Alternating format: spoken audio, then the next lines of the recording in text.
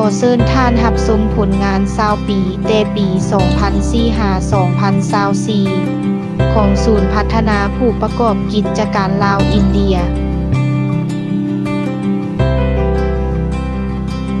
ที่ตั้งของศูนย์พัฒนาผู้ประกอบกิจการลาวอินเดียตั้งอยู่หลัก8บ้านหาดทรายขาวเมืองหาดทรายฟองนครหลวงเวียงจันทน์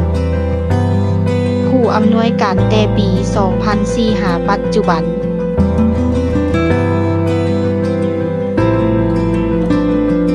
ประวัติความเป็นมาของศูนย์พัฒนาผู้ประกอบกิจการลาวอินเดียและมีตัวอักษรย่อสลด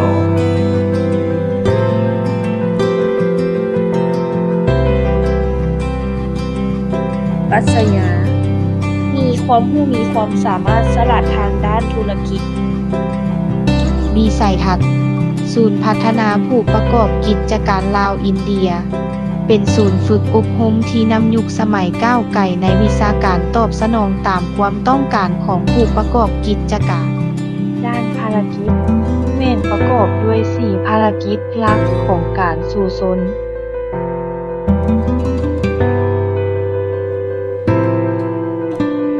โครงการการจัดตั้งศูนย์พัฒนาผู้ประกอบกิจการลาวอินเดียประกอบมี3คะแนน1คะแนนบริหาร2คะแนนพัฒนาผู้ประกอบกิจการ3คะแนนพัฒนาหลักสูตรบุคลากรปัจจุบันศูนย์พัฒนาผู้ประกอบกิจการลาวอินเดียประกอบมีพนักงานทั้งหมด15ท่านหญิง9ท่านประกอบมีโครงสร้างการจัดตั้งแม่น1คณะอำนวยการประกอบมี3ท่านหญิง3ท่าน2คะแนนบริหารมีพนักงาน4ท่านหญิง2ท่าน3คะแนนพัฒนาผู้ประกอบกิจการมีพนักงาน4ท่านหญิง2ท่าน4คะแนนพัฒนาหลักสูตรและสื่อการเรียนการสอนมีพนักงาน4ท่านหญิง2ท่านวุฒิการศึกษาระดับปริญญาเขาจำนวน5ท่านหญิง3ท่านระดับปริญญาตรีจำนวน9ท่านหญิง5ท่านระดับชั้นสูงจำนวน1ท่านทฤษฎีการเมืองการปกครองฝึกอบรม45วันจำนวน2ท่านหญิง2ท่านขั้นสูงระบบ9เดือนจำนวน1ท่านหญิง1ท่านภาระบทบาท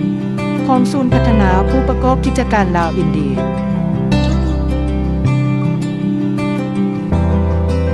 ผลงานการเคลื่อนไหวเวียดนามศึกษาอบรมและนำพาการเมืองแนวคิด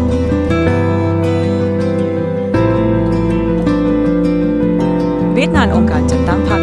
ศูนย์พัฒนาผู้ประกอบกิจการลาวอินเดียเป็นศูนย์หนึ่งที่ประกอบไปด้วยองค์การจัดตั้งมหาชนครบสุดมีสมาชิกพรรค11สหายหญิง8สหายสมาชิกพรรคสำรอง4สหายหญิง3สหายได้ติดตามมหาชนผู้ห้าวหันจำนวน4ท่านหญิง1ท่านเวียดนาม3องค์การจัดตั้งมหาชนสมาชิกสหพันธ์กรรมบาลฮักท่านจำนวน15สหายหญิง9สหายสมาชิกสาวนุ่มประชาชนปฏิวัติลาวจำนวน10สหายหญิง5สหายสมาชิกหน่วยแม่หญิงจำนวน9สหาย1สหายเป็นประธานสหพันธ์แม่หญิงกระทรวงศึกษาธิการและกีฬาแมนสหายนางสุดสายใจดวงสวรรค์เวียดนามสรุปและพังการ1จัดตั้งกองประชุมและสรุปรายงาน2สร้างพันปฏิบัติเวียดนามประจำปี3จัดตั้งกองประชุมแลกเปลี่ยนและทอดทอนบทเรียนเวียดนามจัดตั้งก่อสร้างพนักงานสวัสดิการและย่องเยาที่ผ่านมาได้ก่อสร้างพนักงานให้ได้เข้าเป็นสมาชิกพรรคมีการย่องเยาผลงานที่ดีเด่นและมีสวัสดิการเบื้องแหน่งที่ดีต่อพนักงานเวียดนามข้อมูลข่าวสารและการบริการ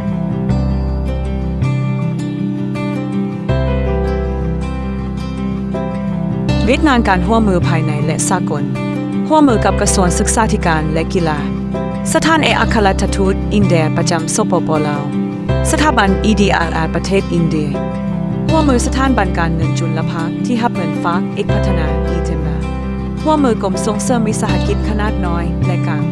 ร่วมมือกับหัวหน่วยธุรกิจทางภาครัฐและเอกชนร่วมมือกับ The Art of Living ลาวในการเป็นครูฝึกศึกษาร่วมมือกระทรวงอุตสาหกรรมและการค้าเข้าร่วมเป็นครูฝึกร่วมมือโครงการลุกสมบูรณ์ลาว366เวียดนามฝึกอบรมกลุ่มเป้าหมายพนักงานภาครัฐเอกชนครูอาจารย์นักศึกษาผู้ประกอบกิจการประชาชนและผู้ที่สนใจทั่วไปการสร้างครูฝึกภายใน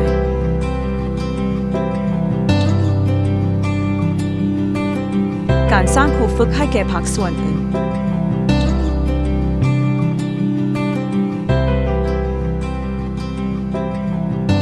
ผ ลงาน10 ปีแต่ปี 2000 กับ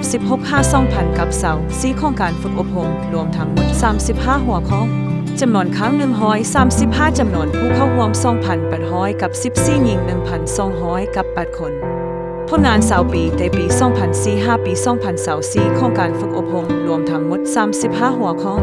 จำนวนครั้ง202จำนวนผู้เข้าร่วม 5,700 ปัดหญิง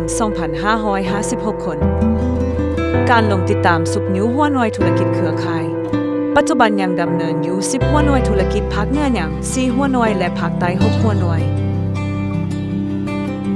การลงติดตามสุบนิ้วหัวหน่วยธุรกิจเครือข่ายธุรกิจเครือข่ายหัตถกรรมเจเซตธุรกิจสุดารัตน์ตัดยิบและน้ำมักปลอดสารพิษการลงติดตามสุกยุหัวหน่วยธุรกิจเครือข่ายธุรกิจเครือข่ายฟาร์มเลี้ยงหมูป่าไก่ลาดธุรกิจเครือข่ายสวนสตรอเบอรี่และหัตถกรรมตำหูเวียกงานบ่มเพาะ1บ่มเพาะตัดหยิบ2บ่มเพาะการเลี้ยงปลาและกบ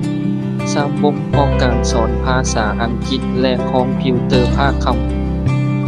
เวียกงานพัฒนาหลักสูตรและสื่อการเรียนการสอนผลงาน20 ปีหลักสูตรที่สร้างได้แต่ปี 2004 5 ปี 2024 จำนวนหลักสูตร 61 รวมชั่วโมง 4,890 ผลงาน20 ปีการเรียบเรียงปึ้งตำราเรียบเรียงปึ้งตำราแต่ปี 2004-2024 ได้จำนวนหลักสูตร 147 หลักสูตรรวมชั่วโมง 30,013 ชั่วโมง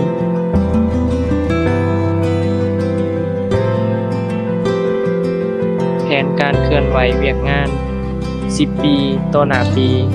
2025 ปี 2034